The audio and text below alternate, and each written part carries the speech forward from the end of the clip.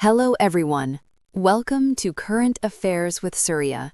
Let's quickly look at today's important current affairs. National and international news.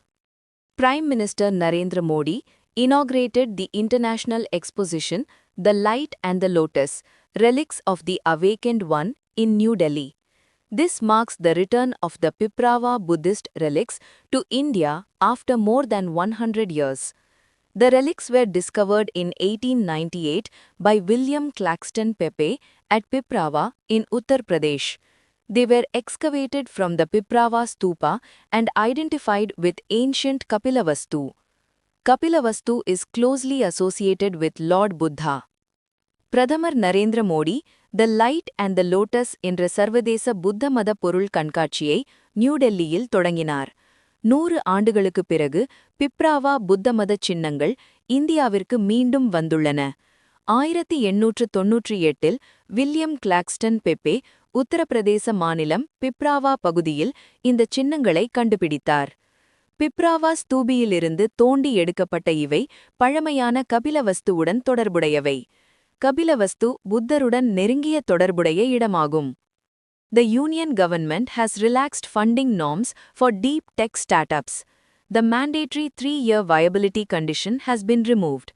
Eligible startups can receive funding up to 1 crore rupees under the Industrial Research and Development Promotion Program. The Department of Scientific and Technology functions under the Ministry of Science and Technology.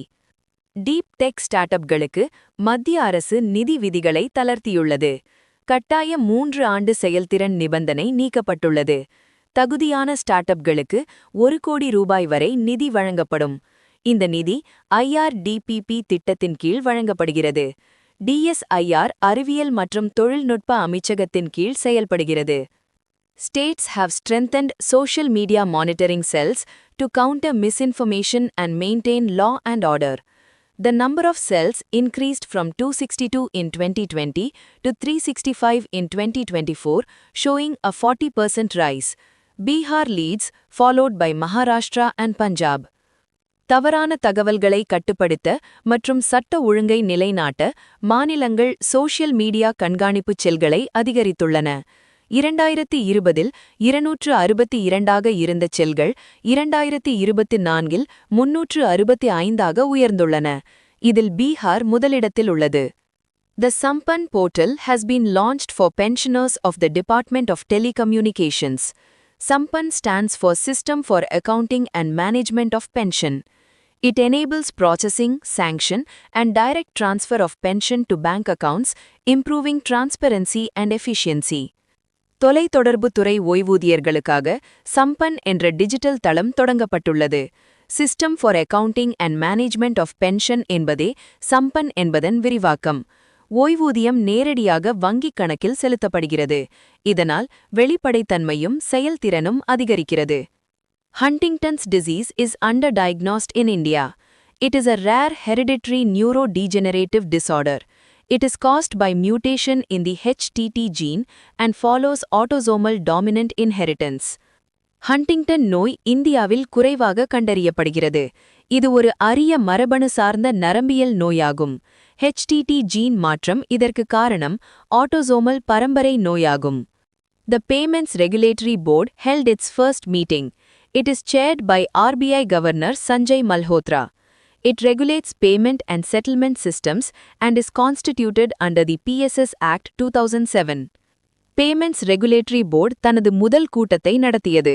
இந்த கூட்டம் RBI ஆளுநர் சஞ்சய் மல்ஹோத்ரா தலைமையில் நடைபெற்றது. பணம் செலுத்துதல் மற்றும் தீர்வு அமைப்புகளை இது ஒழுங்குபடுத்துகிறது. PSS Act 2007 கீழ் இந்த அமைப்பு உருவாக்கப்பட்டுள்ளது. The National Green Tribunal issued a notice to the central government and the Uttar Pradesh government regarding violations in the Taj Trapezium Zone. The Taj Trapezium Zone covers an area of 10,400 square kilometers and was created to protect the Taj Mahal from pollution. Taj trapezium மண்டலத்தில் ஏற்பட்ட சுற்றுச்சூழல் மீறல்கள் குறித்து மத்திய அரசு மற்றும் உத்தர் பிரதேச அரசுக்கு தேசிய பசுமை தீர்ப்பாயம் நோட்டீஸ் வழங்கியுள்ளது. 10,400 சதுர கிலோமீட்டர் பரப்பளவு கொண்ட இந்த பகுதி தாஜ்மஹாலை மாசுபடிலிருந்து பாதுகாக்க உருவாக்கப்பட்டது. The Wolf supermoon will be observed in January 2026. It is a combination of wolf moon and supermoon.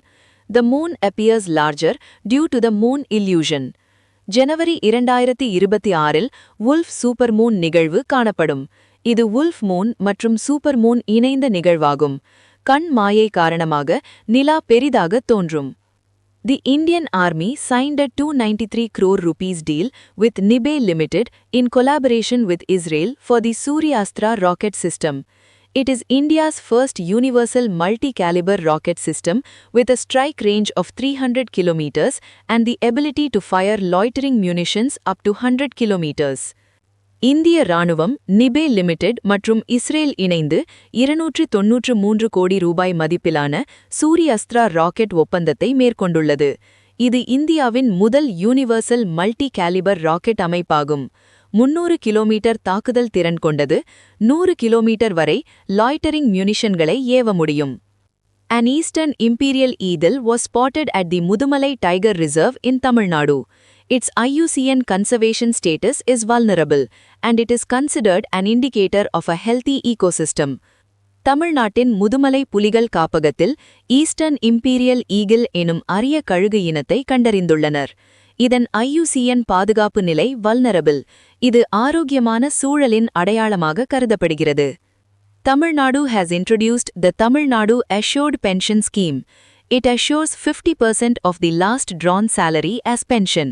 Both the government and employees contribute 10% each.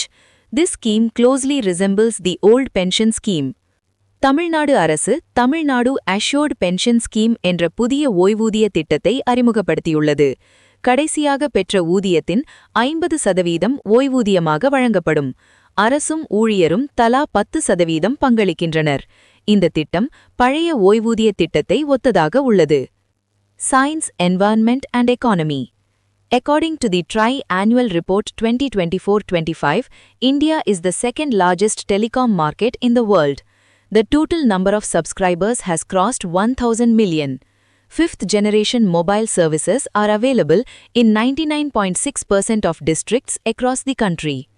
Tri 2024-25 ஆண்டு அறிக்கையின்படி இந்தியா உலகின் இரண்டாவது பெரிய தொலைத்தொடர்பு சந்தையாக உள்ளது. மொத்த சந்தாதாரர்கள் எண்ணிக்கை 100 கோடியை கடந்துள்ளது. 5G சேவைகள் நாட்டின் 99.6% மாவட்டங்களில் விரிவடைந்துள்ளன. According to Niti Aayog's Trade Watch report for the first quarter of the financial year 2026, both merchandise and services exports have increased. Services exports played a major role in the growth. The trade deficit narrowed due to higher exports. 2026 நிதியாண்டின் முதல் காலாண்டிற்கான நீதி Aayog trade watch அறிக்கையின்படி பொருள் மற்றும் சேவை ஏற்றுமதிகள் உயர்ந்துள்ளன. இதில் சேவை ஏற்றுமதி முக்கிய பங்கு வகித்துள்ளது. அதிகரித்த ஏற்றுமதியின் காரணமாக வர்த்தக பற்றாக்குறை குறைந்துள்ளது. Cetacean morbillivirus has been detected for the first time in the Arctic waters. The virus affects whales, dolphins and porpoises. Its spread is linked to climate-driven migration changes. Cetacean morbillivirus Arctic கடல் பகுதியில் முதல் முறையாக கண்டறியப்பட்டுள்ளது. இந்த virus திமிங்கலம், dolphin மற்றும் பார்பாய்ஸ் இனங்களை பாதிக்கிறது.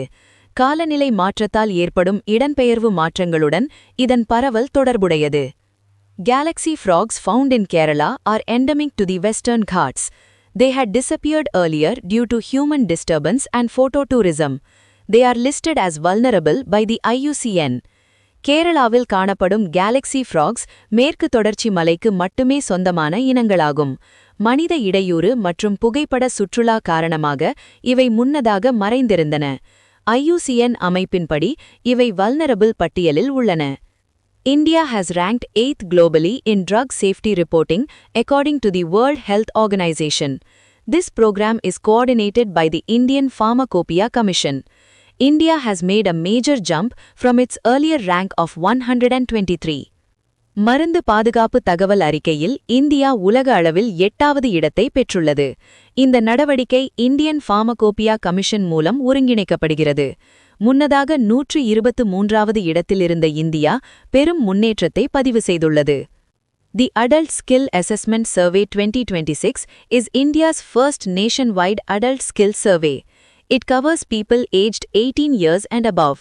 The survey assesses basic, intermediate, and advanced level skills.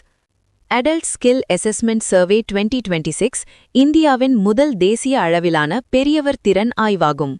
2018 வயதுக்கு மேற்பட்டவர் இந்த ஆய்வில் இடம்பெறுகின்றனர். அடிப்படை, நடுத்தர மற்றும் மேம்பட்ட திறன்கள் மதிப்பிடப்படுகின்றன.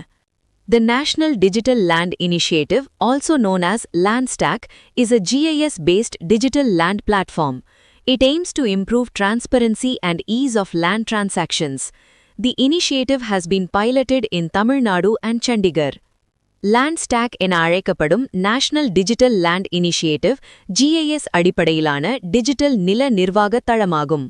நில பரிவர்த்தனைகளில் வெளிப்படைத்தன்மை மற்றும் எளிமையை உயர்த்துவதே இதன் நோக்கமாகும். இந்த திட்டம் தமிழ்நாடு மற்றும் சண்டிகரில் சோதனை அடிப்படையில் தொடங்கப்பட்டுள்ளது. Uttar Pradesh has established its first Braille library. It supports inclusive education and houses thousands of Braille books. Uttar Pradesh மாநிலம் தன் முதல் பிரெயில் நூலகத்தை நிறுவியுள்ளது. இது உள்ளடக்க கல்வியை ஊக்குவிக்கிறது.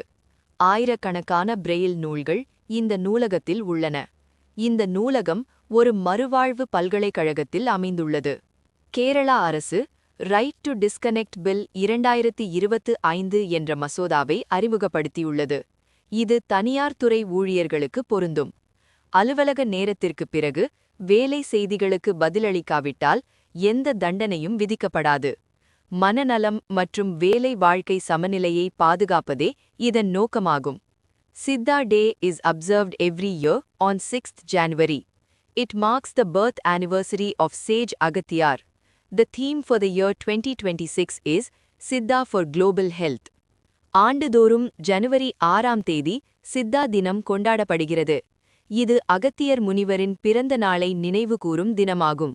2026ஆம் ஆண்டிற்கான கரு உலக சுகாதாரத்திற்கு சித்தா ஆகும். Thanks for watching. For more daily current affairs updates, subscribe to Current Affairs with Surya. Stay informed, stay focused, and keep preparing.